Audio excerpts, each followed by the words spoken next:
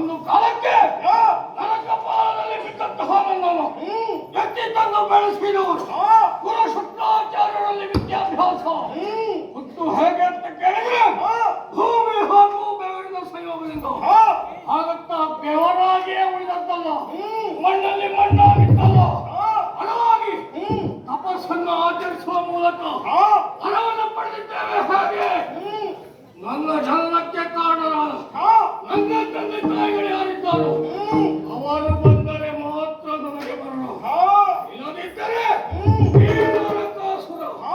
ಅಮರ ಅಜೇಯ.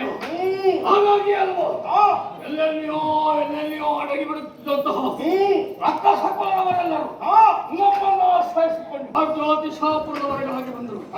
ಅವರೆಲ್ಲರನ್ನು ಆಶ್ರಯಿಸಿಕೊಂಡು ಪಾಲಿಸಿಕೊಂಡು ಬರ್ತಾ ಇದ್ದೇವೆ. ಬದುಕನ್ನು ಕಲ್ಪಿಸಿಕೊಟ್ಟ ಕಾರಣಕ್ಕಾಗಿ ನಮ್ಮನ್ನು ಕಂಡ ಕ್ಷಣದಲ್ಲಿ ಮನೆಯ ಕೈ ಮುಗಿಯುತ್ತಾರೆ, ಕಾಲಿಗೆರಗುತ್ತಾರೆ, ಜಯಘೋಷವನ್ನು ಬೈತಾರೆ. ಹಾಗತ್ತ ಇಲ್ಲಿಗೆ ನಮ್ಮ ಆಡಳಿತ ಸೀಮಿತ ಆಗಬೇಕು ಅಲ್ಲವಲ್ಲ. ನಮ್ಮ ವೈರಿಗಳಿದ್ದಾರಲ್ಲ